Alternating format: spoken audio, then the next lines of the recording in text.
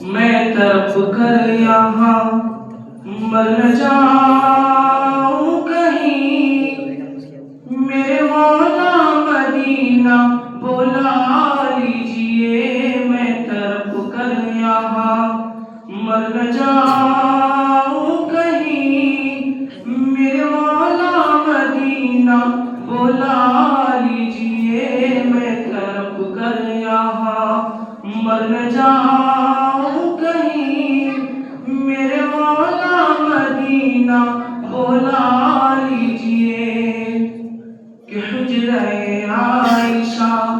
میں ہے جو جلوگر، ان کا دیدار مجھ کو کرا دیجئے، حجرہ عائشہ میں ہے جو جلوگر،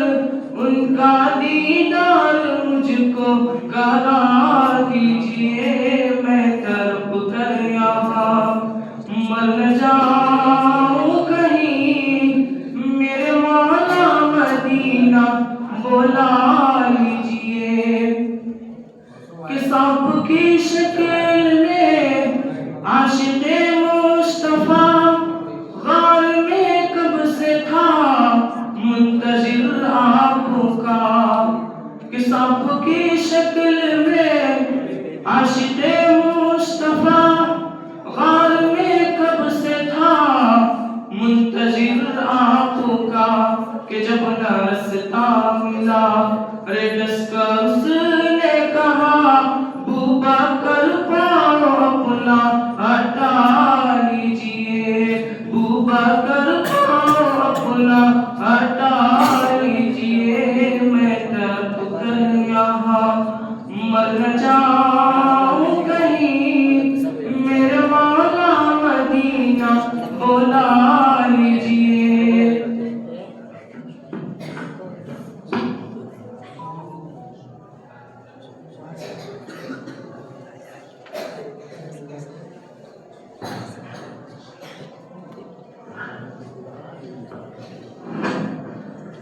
ماشاءاللہ کہ لہجہ ہے کہ جیسے صبح کی خوشبو آذان دے، لہجہ ہے کہ جیسے صبح کی خوشبو آذان دے، جی چاہتا ہے میں تیری آواز چوم لوں۔ احباب چمن، اب ہم اپنے اصل مقصد کی طرف بڑھتے ہیں، قبل اس کے کہ بزم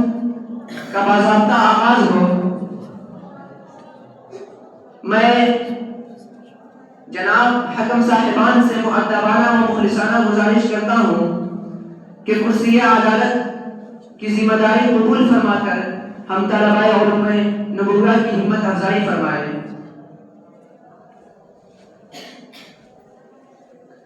احباب چمن، تاریخ انسانی شاہد ہے کہ خطابت نے چمنستان عالم میں کیسے بڑے بڑے کارنامے انجام دیے، خطابت نے ایمان و یقین کے شمع روشن کیے ہیں، رشد و ہدایت کے دریا بہائے ہیں، اس نے انسانوں کو قید و بند زندگیوں سے آزاد کیا ہے، مظلوموں کو ظلم و جبر کے خلاف مل و بغاوت بلند کرنے کا حوصلہ دیا ہے، ظالموں کی حکومت میں تباہی مچائی ہے، کمزوروں کو اپنے حق سے لڑنا سکھایا ہے، اس نے قلعہ کے قلعہ فتح کیے ہیں، میدانوں کے میدان جیتے ہیں۔ جی ہاں، آئیے اسی خطابت کا ایک نمونہ ملاحظہ کرنے کے لیے میں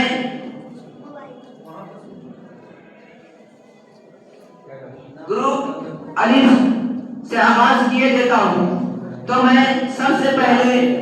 گروپ الف سے محمد شمیم اختر کو دعوت شعر دیتا ہوں، وہ آئے